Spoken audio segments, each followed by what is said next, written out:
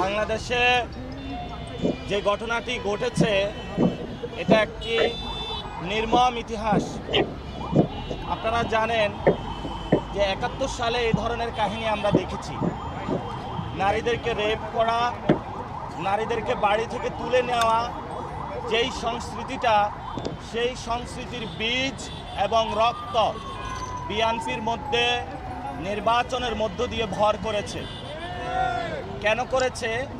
কারণ এই ইলেকশনে ভারতীয় শক্তির সাথে যেভাবে হাসিনা আঘাত করে চলেছিল এবং হাসিনার সন্ত্রাসী বাহিনী ধানের শীষে ভোট দেওয়ার কারণে যেভাবে রেপ করেছিল, তেমনিভাবে ভারতীয় রক্ত এখন বিএনপি নামক দলটির উপরে ভর করেছে। সেই জন্য তারা গণ অভ্যুত্থান থেকে গড়ে ওঠা জাতীয় নাগরিক পার্টি শাপলা-কলি প্রতীকে ভোট দেওয়ার কারণে আমাদের সম্মানিত বোনকে যেভাবে তারা দর্শন করলো, গণদর্শন, এটা বাংলাদেশে ইতিহাসে একটি নজিরবিহীন ঘটনা হয়ে থাকলো। কেন তারা করেছে? এই ইলেকশনে মা এবং বোনেরা সবাই এগিয়ে এসে দাঁড়িপাল্লা শাপলা-কলিতে ভোট দিয়েছিলেন।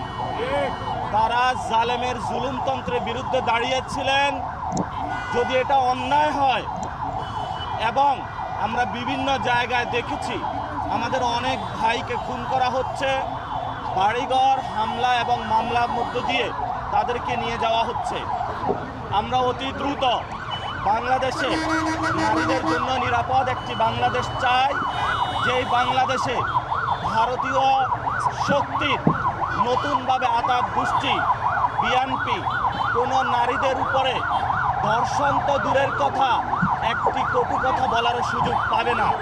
এই জন্য বাংলাদেশের জনগণকে নতুনভাবে লড়াইয়ের আমরা আহ্বান জানাচ্ছি।